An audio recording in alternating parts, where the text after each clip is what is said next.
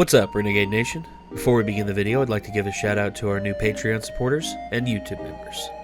Jackie, the sexy hobby cook, Echo, not Gecko, Melissa Espinoza, Mr. I Like Pog, Content Junkie, Lindsay Rapisarda, Kenjiro Talbashi, Arazuku, Nia, Sebastian Austin, Commander Nom Nom, Daniel Hudson, Joseph Vega, Garrett, Michael Townley, The One Who Crawls, Mark Trobo, Darwin Kissling, Bryce Canales, Kala Dolman, Lucille Bird, Eric Smith, Lupus Deus, David King III, Alan Barty, Michael Pedigo, Sandra Halverson, Kelsey Decker, Gavin King, Freddy69, Zach Sharp, OXL, Rodney Warnock, DDB, Miyamoto Musashi, Baseman, Flipside TV, The Imagination Squad 1, Alucard Lolly, Seth Johnson,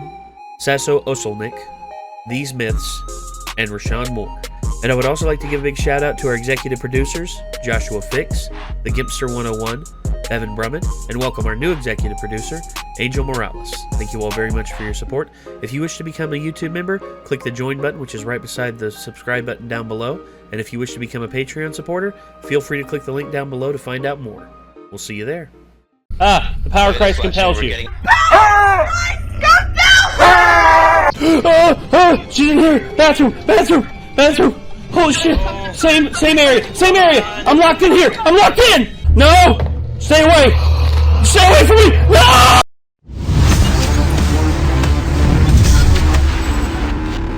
Do-do-do. Do-do-do. Do-do-do-do-do. Do-do-do. Do-do-do. Do-do-do. Copyright claim. Yeah. So, the Saw franchise, thankfully, drew its last breath in terms of its main franchise several years ago. It's been, what, almost 10 years? So they brought it back again because they just can't stop they did Jigsaw. milking an extremely dehydrated cow. Well, they did Jigsaw, which was a failure. Yeah. But then there was a hint that they were rebooting it, but in like a different way with Spiral. And I was excited for that because I had Chris Rock, Sam Jackson. It looked like it was going to be really, really interesting. And then COVID. Because, can't have fun in 2020 because COVID. This year was going to be awesome. And then just shit out of luck when it came to certain things. Yep. But there is one constant thing that I will say has kept me in good spirits. It's the, being able to react to and enjoy videos here on YouTube. And I gotta say, the Saw kill counts, this is one that we've needed to do for quite some time.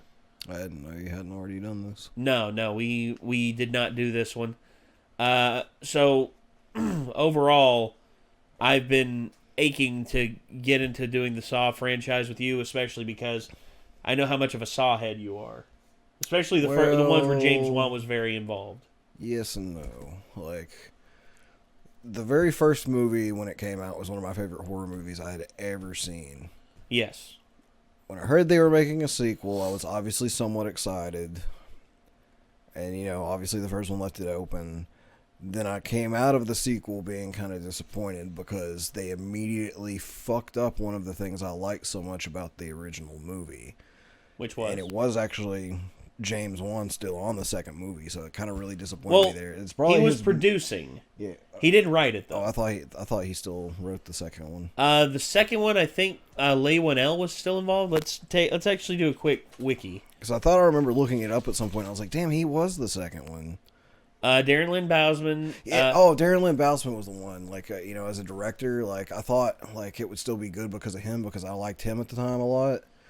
But it disappointed me that they fucked up, like, the concept of the first movie, which is the first movie has these really terrifying, horrifying, like, realistic concepts, like stuff that could conceivably possibly happen to someone, given someone with a fucked up enough mind and enough time and money on their hands. And instead of showing you all the gory details of them happening, it puts that idea in your head and then leaves the rest of it up to your imagination, which makes it all the more terrifying. The second movie throws out that second half of that concept completely and just shows you every gory detail. Yes. So I immediately didn't like the movie as much. I thought the characters were... I thought it was overpopulated with characters. The concept was a little too complex compared to the first one. And there was like less of a mystery there. The plus side to the second movie, and what kept me actually watching the entire series until the end, was the massive increase in the part that Tobin Bell got to play in the movie. Yeah. Tobin Bell is probably one of my favorite actors, and Jigsaw is probably one of my favorite villains overall. Like, and later on, there's a bunch of stuff that they did with it that just really kind of irked me, and I did not like or enjoy at all. But Tobin Bell still kept it interesting enough for me to watch all the way through Saw 7 at least. But yeah, and honestly, like after the third movie, I was really, really, really mad when I saw they were making a fourth one, because the third one spoiler alert if you have not watched the Saw series and you ever plan to. Right now, big spoiler alert. During the third movie, by the end of the third movie, Jigsaw Tobin Bell is dead. Yes. So when I heard they were making a fourth movie, I was pissed off because I was like, he's fucking dead! What? How? And like, they obviously found out a way to do it, and it's like all his legacy was like so powerful it lives on through other people after he dies, but like, yeah. It's still kind of fucking dumb and reaching. It And is. they didn't have another really good Saw movie until the sixth movie, and it was the only other really good one besides the first three, to be honest. The first three, I would say, is to me a good. The good first trilogy. one's one of my favorite of all time. Yes. The second one is disappointing compared to the first one, and the first one where I would give it like... People would call me crazy, but this is just my personal preference. But it's a 10 out of 10 film to me. The first one's a 10 out of 10 horror film. Fair enough. To me personally. Yeah. I know other people wouldn't see it that high, but I do. I give it a 9. I give it a solid 9. The second one to me is more like a 7 out of 10. Fair enough. The third one to me is back up to probably an 8.5 or a 9. The third one is really fucking good. Yeah, but, I like the third one a lot. Like, despite the fact that they didn't keep the theme that I'm talking about from the first one, and it was still gory as fuck, and they showed a lot of details, the story and the way it went, I just found extremely interesting. And then they went into the fourth, and like the fourth and fifth are just fucking Garbage. yeah, just like 4 or less out of 10. The sixth one's probably back up to like an 8 out of 10, and the seventh one's probably drops back to like a 6 out of 10. So I didn't ever watch anything past the seventh one. I didn't watch the You didn't watch Jigsaw. Yeah, Be thankful. I it really was don't nothing care at special. that point, because I was like, 7 was the end. It was the end. Stop milking it. It's over. Like, stop. God damn, he's Tell that already to dead. Tell that to studio Stop. execs. He's already dead. Tell that to studio execs Fuck. who at minimum poured. I think the highest budget for one of these films was like $10 million. But yet, on average, these films made over $100 million a pop. But I know with Dead Meat, we don't always get to all of them for a specific series. So just in case, I will say this series has one of my favorite quotes ever, where he's basically talking to the guy and trying to get the go-ahead. I think it's a flashback that happens in like the 4th or the 5th movie or something like that. And he's telling him there's an experiment that could cure my cancer and I could go on living, you know.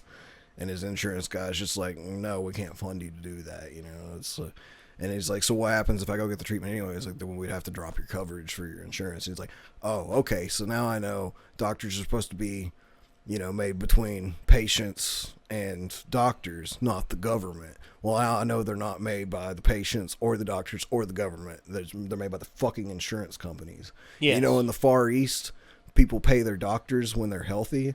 When they're sick, they don't pay.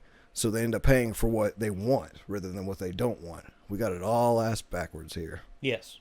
Piranha. Because he sees the piranha in the tank. She's like, I fucking loved that whole scene. I was just like, dude. Yeah. Spot fucking on, man. It's quite it, and it is effectively the same thing. Yeah, it is bullshit, but But, alright. We got the kill count queued up here. Let's give it a watch. James, let's have some fun. Movie footage used in the kill count is owned entirely by the copyright holders. Deadbeat makes no claim of ownership and simply uses the footage for purposes of education, commentary, and criticism under fair use. Bingo. We support filmmakers and the art of filmmaking by watching Saw on home media or streaming services where available. Already done it, James. Several times. Multiple, yes. Welcome to the Kill I think Count, I've seen where we Saw tally all up the way victims through at in least all our 3 favorite times. horror movies. I'm James A. Janice, and today we're looking at Saw, a low-budget film with a big impact released in 2004. Directed by James Wan and written by Lee Winnell. Yeah, it was a Saw is super one of the low most budget for when it influential came out, horror too, films which ever makes it made. Like $1 million. impressive. Brutality Yeah. into a genre that had grown stagnant with Scream knockoffs aimed at teenagers. It was so successful, it would go on to spawn 6 sequels released on an annual basis throughout the rest of the decade, with an 8th film, Jigsaw, hitting theaters last year, and a 9th movie all but confirmed at this point. Saw's reputation precedes it. Although it's often dismissed as senseless torture porn, this first film is no more graphic than your standard sleazy slasher. Sure, the sequels would get bloodier and bloodier, but Yes. the original Saw is more about the mystery of the Jigsaw killer, and of course, the traps that force his victims to make difficult decisions if they want to come out alive. The original also sets up the twisted storytelling and flashbacks within flashbacks that would give this series one of the most convoluted running storylines in all of horror. Over the next 8 weeks, I'll guide hardcore fans and the uninitiated alike through all of this madness. But right now, let's start at the beginning and get to the kills. Let's go. The movie begins with a blue light surrounded by darkness. The light's attached to something floating in a tub of water, and when this dude wakes up in it, the light goes straight down the drain. Later, we'll learn how much that sucks. Bathtub Boy calls out, confused in the darkness, and is greeted by a very gravelly voice. Turn on the lights! Would if I could. When the lights do come on, they blind this guy like it's 3 in the morning and he had to get up and take a pee. He's in a bathroom, and across from him is the gravel-voiced gentleman. Between them is a body, lying in a big pool of blood from an apparent self-inflicted gun wound to the head. In one hand, the gun. In the other, a tape recorder. And both the living men find their ankles chained to the bathroom pipes. A lot of us have seen this movie 1,000 times, but I always try to remember that this setup is instantly intriguing, and also probably helps start the escape room craze that I love so much. Our Yes. bathtub boy is Adam, played by screenwriter Lee Winnell. Damn, this dude can write and act? What's your name? My name is very fucking confused. What's your name? Well, at least he can write. The other guy is Cary Elwes, trying real hard to hide his English accent. His character's name? My name is Lawrence Gordon. I'm a doctor. He's a doctor, and he too just woke up in this place. Neither of them can remember getting there at all. He also always reminded me of somebody from Silent Hill. Huh? Like, he reminds me of somebody from Silent Hill, and that's another reason like this movie instantly like grabbed my attention, because I was like, man, he's like a Silent Hill protagonist for some reason to me. It's like he kind of reminds me like oddly of like James or somebody, you know? Yeah, kind of. Shithole. And this place is a shithole. Look at it. There's shit all over the walls. There's shit everywhere. Gordon realizes that the wall clock isn't covered in shit, so it must be new and placed there with a purpose, like a time-telling purpose. In his pants, Adam finds an envelope with his name on it, and inside is a very pushy tape. We'll play you when we get the time tape. Gordon's pants are home to another self-promoting tape, but with an additional bonus bullet. Oh shit, and there's a key in there too? But as us escape room aficionados could have guessed, the key doesn't work in any of the locks they have right now. That tape recorder would sure be handy though, and through the power of plaid and a bathtub chain, Adam's able to reach the dead body and retrieve the dead media device. The tape he plays gives the world its first listen to Jigsaw. Rise and shine, Adam. You're probably wondering where you are. I'll tell you where you might be. You might be in the room that you die in. The tape calls Adam a voyeur and says now he has the chance to act instead of just watch. Pretty cryptic, and definitely not the tape you'd want to take to a desert island. Hoping to hear a better pop, Gordon tosses his tape to Adam. DJ Tubboy plays that track, and the tape gives Gordon some instructions. Your aim in this game is to kill Adam. You have till 6 on the clock to do it. It also spills a bunch of other info, like how the dude in the room shot himself because he was super poisoned, that X marks the spot for treasure, and that if he doesn't kill Adam by 6, then Gordon's wife and daughter will die, and he'll be left in this room to rot. Let the game begin. Oh. Could we do Catan instead? A closer listen reveals a very faint whisper. Oh saying, gosh, call that Settlers of Looks like there's a Catan. shitty heart shit painted on that shitty toilet tank. Adam plugs his nose and fishes inside the bowl, only to find nothing. Then checks in the tank like any reasonable person would have done first. He finds a plastic bag with 2 hacksaws inside. And maybe that's it. Or maybe Adam is tossing the bag aside discreetly for a specific reason. When the saws do nothing against their chains, Adam throws his against the wall in rage, where it breaks off a piece of shit-covered mirror. Seems like those saws might prefer the taste of flesh. He doesn't want us to cut through our chains. He wants us to cut through our feet. That's what I'm saying, Gordy. Gordon says he knows who's doing this to them, and we launch into our first flashback of the series. Get ready for confusing time jumps, because this franchise plays with chronology as much as frickin' Lost does. Oh, speaking of Lost, one of the detectives on the case is Stephen Singh, played by Ken Leung. His partner is David Tapp, played by Danny Glover, and they just found themselves a corpse strung up in razor wire. Detective Allison Carey, Dina Meyer of Starship Troopers, tells them how this dude had a real rough death crawling through this mess, and that they found a tape on the scene. Hello, Paul. You are perfectly healthy, sane, middle-class male. Yet last month, you ran a straight razor across your wrist. See, now here's our first glimpse at Jigsaw's mentality. Middle-class male Paul here was apparently cutting himself, and rather than sympathetically ask what's wrong, Jigsaw sticks him in a room full of razor wire and says if he wants to live, he's gotta escape before the door locks at 3 o'clock. We see Paul's death played out as he tries to win Jigsaw's game, in a scene edited like an industrial metal music video. It looks a little silly now, but it was the creative solution to the film's low budget and lack of coverage, so I ain't gonna hate. Paul's body is missing a piece of flesh, cut out in the shape of a puzzle piece. Well, it allowed them to pull off the suffering and the brutality of that scene in a way that also left it up to partially your imagination as well. You weren't able to see it clearly, like slicing all into him and shit, you know. Yeah, literally. Your brain like, was putting together like him trying to go through it and how that was going, like, you know. Yeah, So that's one of the things I was talking about. Like, even though you saw the end result and you saw part of the process, you weren't shown it clearly enough that your brain still fills in the gaps. Yeah. And when I first saw it, I was like, holy shit. Like, that's so fucked, you know? Like, yeah, it is. It's fucked big time.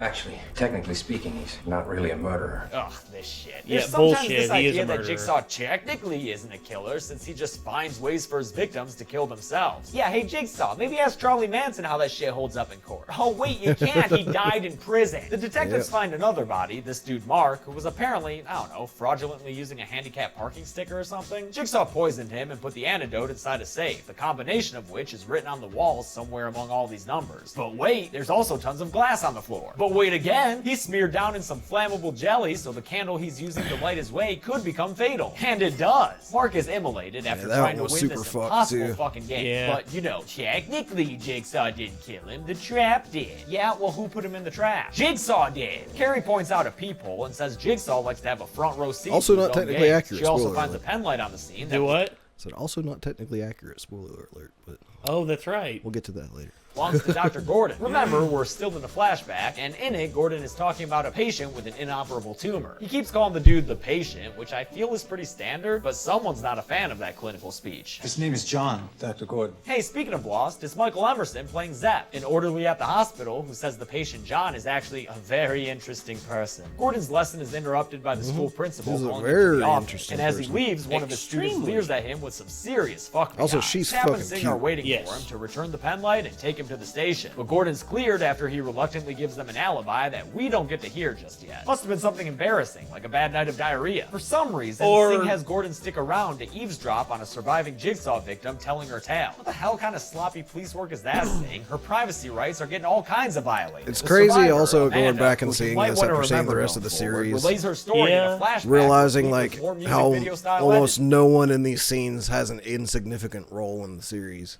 Yes. Like, pretty crazy how that goes. Boy, howdy ain't it. Anyway.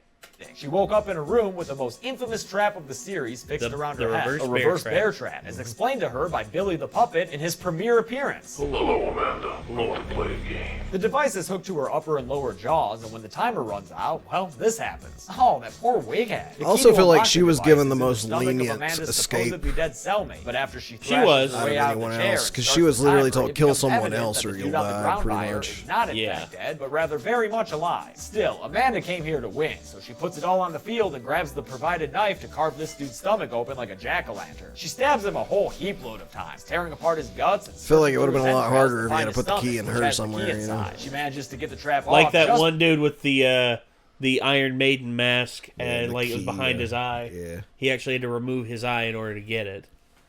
That was hard. That one was like, ugh.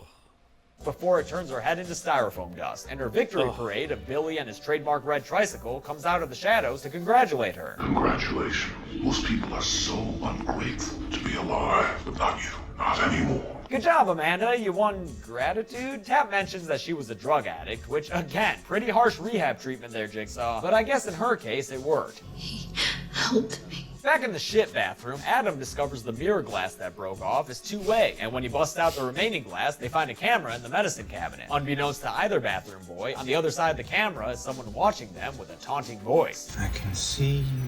Gordon talks about his family for a while and tosses his wallet to Adam so he can see a picture of the Gordon clan. But inside the wallet is a pic you probably wouldn't want to send out with the Christmas cards. On the back of this scary terrorist picture is a reminder that X marks the spot, but with an additional clue saying sometimes you see more with your eyes shut. That doesn't make sense. Adam doesn't divulge this information to the doc and instead pockets the scary pic for himself. Another flashback takes us to the last time Gordon saw his family, after his daughter Diana woke up his wife Allison to say there was a bad man in her room. Gordon helped put Diana back to bed by playing Leffy Boy's favorite game, This Little Piggy, but right in the middle of weeing, he gets interrupted by his beeper going off. On his way to answer the call, he gets into an argument with Allison in their weird fucking living room. What is that curtain? They have a little stage back there? Maybe they should use it to perform this marital drama they've got going on, since their relationship is obviously on the ropes. Gordon leaves, and back in Diana's room, she sees an eye peeping out of her closet. Her scream brings Alice into the room to find a ghost! Nah, it's not a ghost. It's just a mean-spirited son of a bitch who holds the Gordon family hostage in their own home and plays a sick game where he listens to Diana's heartbeat rise as he holds a gun up to her mom's head. Viewers watching the top of the frame see that this bastard is Zepp the Orderly. Is Zepp Jigsaw? I don't know. As Zepp Saw looks out the window, he's spied upon by someone through a camera. It's Detective Tapp, working out of a room with crazy all over the walls and growling about Gordon.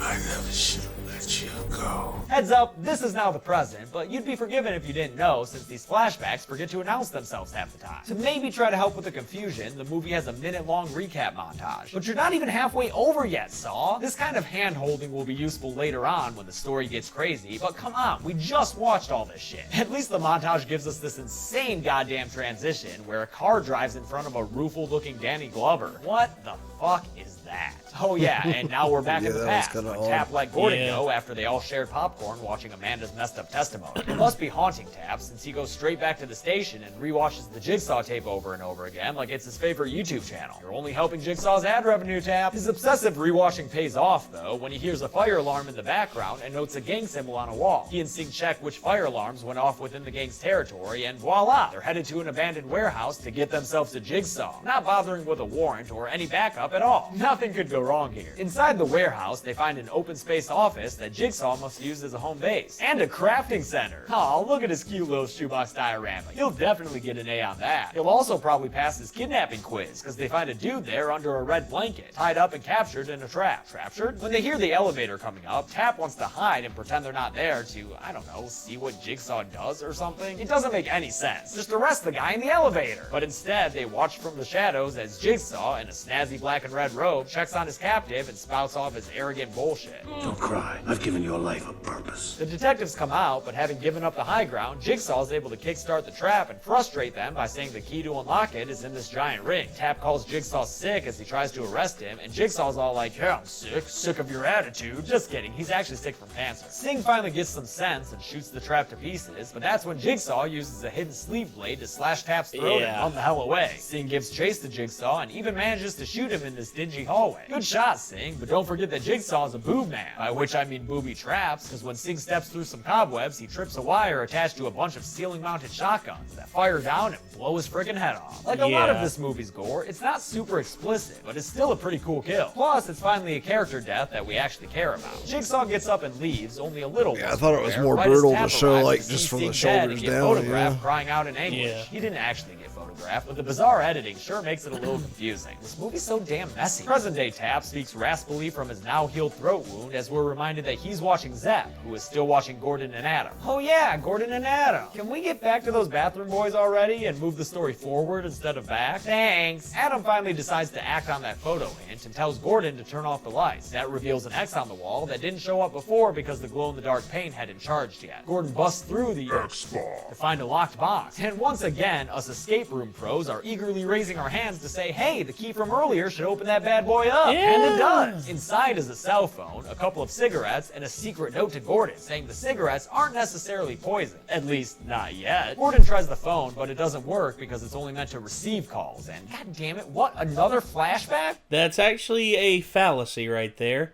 Because cell phones, ever since their inception, whenever they are within cell range, are always able to dial 911 as emergency.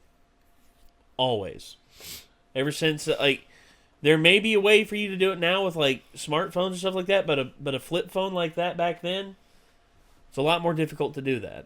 Yeah. But anyway, that's probably one of my only major gripes.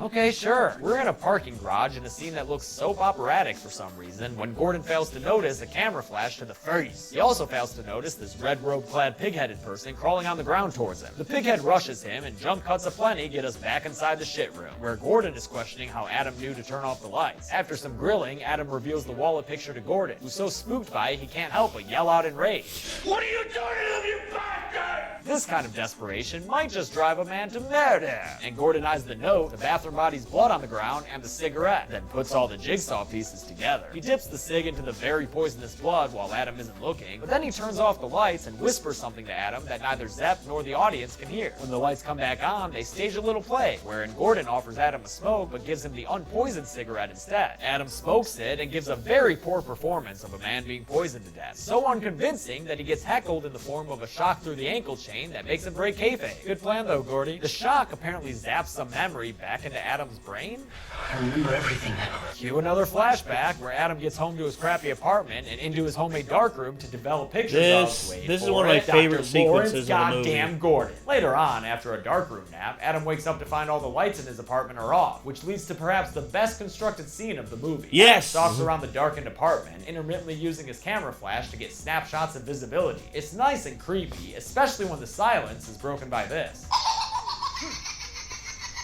That laugh belongs to Bill E. Puppet, who's lounging on a lazy boy. Adam takes a bat to Billy and beats that puppet! Yeah! He's concerned about the pig head in the closet, and that's how Adam wound up in the shit room. Gordon gets a call on the cell phone from his tearful daughter saying, "Yo, you fucked up not getting that bad man out my room, Pops." Allison takes the line next and tells Gordon that Adam lied to him and knows him. But then the line goes dead. Gordon demands to know who Adam is, and he responds sounding like a real guilty little boy. You know who I am. That line delivery is the scariest thing in the movie so far. In response to being called a liar, Adam throws it back at Gordon and says, "No, you." And we flash back again to that soap opera parking garage where we see Adam is responsible for the earlier seen face flash. Cool. Then we see what else was in that plastic bag from the toilet tank. Adam's pictures of Gordon that he's been collecting for days, since he gets paid to track rich dudes having affairs. Affairs like the one Gordon almost had with that thirsty grad student in a seedy hotel room. That's right, I said almost, since he stops it before anything happens. When he leaves, he goes, "Oh my god, back to that parking garage for the third time in like 10 minutes? Yeah, Saw, we know, there's a camera flash." Gordon questions Adam about who paid him to take pictures, and it turns out to be none other than Detective David Tapp. Damn, Tapp, aren't you getting too old for this shit? Gordon tells Adam all about Tapp in another montage wherein Cary Elwes kind of slips into his English accent when he says the word murders. Convinced himself that I must have somehow been involved with the murders. Haha, that's fun. We're having fun here. Right, guys? Adam sees a picture he didn't take and shows it to Gordon, who recognizes the person looking out a dirty old window. It's a Zapp in that picture, y'all. Whoa. Gordon starts yelling about how he's gonna pop that little pipsqueak. But time's up, Gordo. It's 6 o'clock and looks to me like Adam is still alive. Luckily, Allison is able to discreetly escape her ties before Zepp comes in to kill her. And when he calls Gordon up to tell him the bad news, Allison fights back and wrestles with Zepp over his gun. A few shots go off, which alerts Tapp across the street that shit's going down. Then Allison subdues Zepp with some scissors to the leg. Tapp breaks into the apartment and gets in a shootout with Zepp, during which Allison and Diana escape from the house and the series. Zepp smashes a vase over Tapp's head and runs off, saying he's gotta go run some errands and kill Dr. Gordon. Tapp recovers and chases him. The absolute worst car chase I've ever seen in the movie. That's the only like scene that I'm just like, that was kind of a bad scene. Also, another thing too,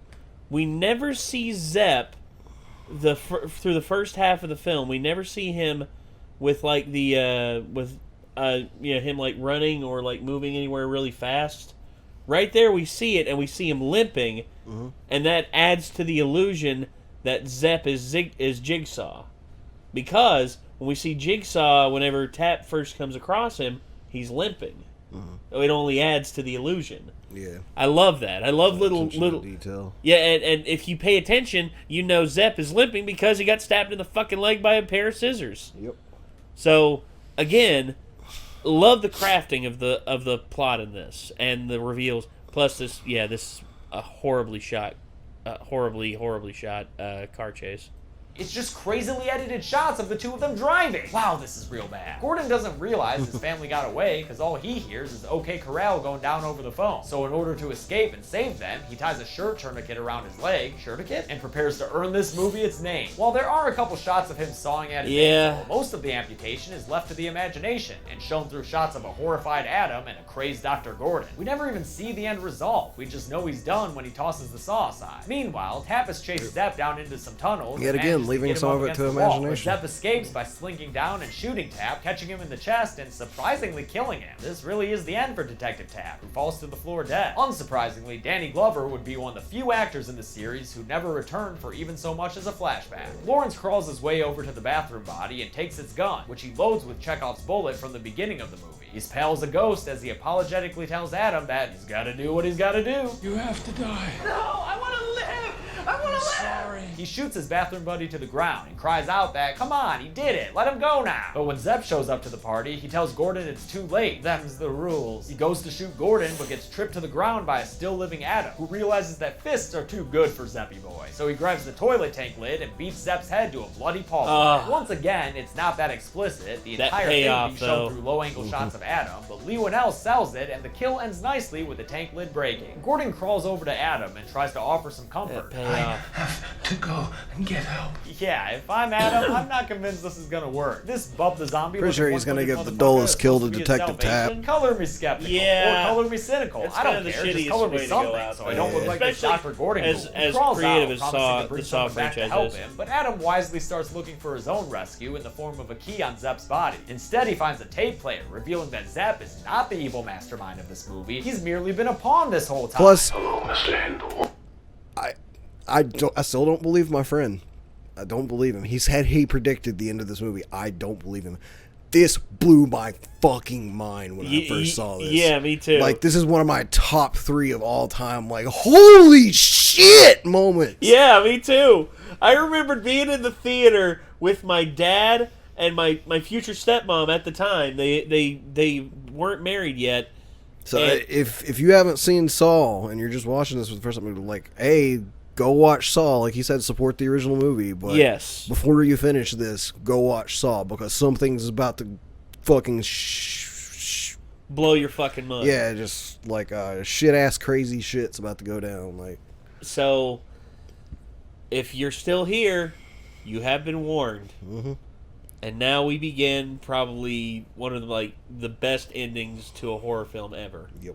Or as they called you around the hospital, Zepp. The tape reveals Zepp was poisoned by Jigsaw and could only earn the antidote by kidnapping the Gordon family and killing them if Lawrence failed. This is an amazing twist if you didn't know it was coming, and I'll forever remember seeing this the first time and having my freaking mind blown. Yes! My mind is blown too, and as he sits there in astonishment, we get another great image, that of the bathroom body slowly waking up from its 8-hour nap and getting in a well-deserved cat stretch. This is John Kramer, the man we saw in Gordon's hospital bed, and he is the real Jigsaw killer, the mastermind behind everything we've seen so far. He tells Adam how he was supposed to escape all along. Key to that chain is in the bathtub. But that's pretty shitty, John. Adam didn't even have a chance to retrieve that thing. After And a we'll crazy find out quick why. montage showing many of this movie's moments, Jigsaw turns off the lights and delivers the most amazing final words of a horror movie I've ever seen. Game over. Fuck yes. And just the screaming in the dark. As the credits roll, it's just Adam screaming in the darkness that fades off, and I'm like, fuck! Like, I remember watching this with my dad and my stepmom. My stepmom was so excited when Zepp's head got caved in by that fucking, by the toilet tank lid. And then as soon as this was revealed, she goes, no! And then my dad was just like, are you kidding me? And me, I'm looking over at them. They are as glamored as they can be by this fucking movie, and here I am, and I'm just like, yes! Oh! Adam was left screaming in the dark, but he doesn't go on this kill count. You're Not just gonna yet. have to trust me during this series. Plenty of other people did wind up on the count, though, so let's see how many at the numbers. Basically, anybody you're not sure whether or not they died, you'll find out later.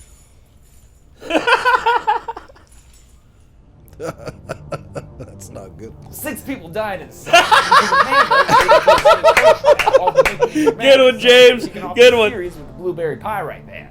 With a runtime of 103 minutes, we got a kill on average every 17.12 minutes, which is a little slow, but this game has only just begun. I'll give the golden chainsaw for coolest kill to Sapp. It doesn't happen on screen like a lot of the gore here, but it's still effective because of Adam's unbridled rage. Plus, killing someone with a toilet tank lid is good stuff no matter how it's done. Dolph Machete for lamest kill definitely goes to Tapp. A single slug to the chest, you called no it. way for Roger Murtaugh to go out. And guess what? For the Saw series kill counts, I'm proud to announce 2 new awards that I'll be handing out each episode. The Platinum Punji Sticks will go to the coolest trap in each movie, regardless of if they killed anyone or not. Okay. The The reverse winner bear will trap. of course be the reverse bear trap Yes. that Amanda escaped. Despite not getting to see It's it as a iconic. result, this trap has It become the looks quintessential amazing. Saw trap. Yes. It's so It's violent such a that good you even kind of prop. feel for the mannequin head that gets destroyed during the demo. Yep. Conversely, the rusty mouse trap goes Even to the way movie's she throws latest it off trap. when I'll she give gets this it one off to is, Adam's like, bathroom so trap. good. It's like what? His whole game was to just not let the key go down the drain when he woke up, and that's it. That's no. That you see,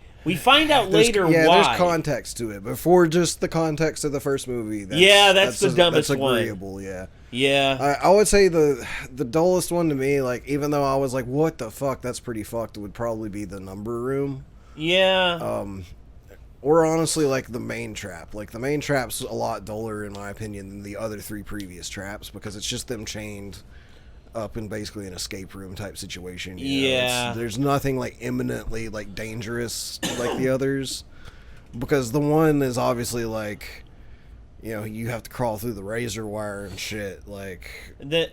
then you got, you know, you're on a timer, your head's going to explode. Yes. Then you're going to have to fuck your feet completely up while probably definitely risking just blazing yourself into oblivion with fire, you know? Yeah. I'd say the most. Whereas, like, the main trap is just, like, you're chained to a wall. Like, I would say probably the figure a most way boring out, one you to know? me, like the rusty one, would probably go to probably Zepp, poison. You know, just like generic, like you. And see, I can't remember because, like he says, this plot's so complex, but the number room to me felt extremely unfair for a jigsaw trap. And I, like, in retrospect, I would like to find out, like, by rewatching again, maybe, but I don't think it's ever mentioned again, if that was Jigsaw or, again, spoiler alert, if that was an Amanda trap. Yes. I don't know. We'll have to see. But anyway, because that's the whole thing. Is like you'll find out later on. There's reasons for certain things that don't seem exactly right, and yeah, there's so much I wanna say, but at the same that's time, the other thing too. Is like what I will say about the series. Like even though I think it went on way too long, I think the attention to detail and the like attempt that was made at wrapping it up was still kind of impressive considering where it started and where it went. Yeah, pretty much. It's like how far it down... shouldn't have taken that long to get there, in my opinion. And I feel like they could have capped it at they 3 could have movies. combined 4 and 5 together because one of those two has some actual good plot in the background, and the other is basically just 100% filler and 100% pointless. Yeah. I can't remember which is which. I'm thinking 5 is the completely pointless one. That's a lot of people. That's where a lot of people checked out. Yeah. Me, 4. Okay, I watched the first 3 in theaters. 4 is the first one I watched on DVD. I want to say 4 was still. Yeah, I was the same way too. I went to see first 3 in theaters, and I watched everything after that streaming. Actually. So I'll watch the rest of them, but only reason I got on DVD. No, I did. I went and saw 7 in theaters too because I was like, at this point, like, I actually rewatch. Like, I was like, I'm gonna check out for the longest time. I was like, I'm not fucking watching those. Like, I'm pissed. It's over. 3 was at the end, and then people were like, 6 was really good. 6 was actually really good, and I was like, all right, I'm gonna watch 4, 5, and 6. Depending on what I think, I'll go see 7. And after I got done with 6, I was like, all right, I'll go see 7 when it comes out in theaters, and I did. Which it wasn't as disappointing as I thought it was going to be overall, but it still could have been a lot better. It could have been a lot more concise. Yeah. But it's still a pretty fucking iconic horror series now. You gotta admit, one way or the other. Everybody knows who the fuck that puppet is. Like when they see him, like there's very few people who don't recognize that puppet. So he became iconic through this movie becoming iconic to an extent, you know. So a lot of people know what it is now, and a lot of people have seen it. So I would say, even if you don't think it's a very good horror movie, you have to agree that it had some influence in the horror genre. Absolutely. If nothing else. Absolutely. Well, ladies and gentlemen, that's going to do it for this one. This was the Did Saw. we actually finish? Oh, yeah. Saw came out in 2004. Let's and changed the horror let's genre get forever. let's get Not this. everything about it holds up 14 years later, but it still deserves recognition for how influential it was. Yeah, I'll take a look at the first sequel, Saw 2, next week. But until then, I'm James A. Janice.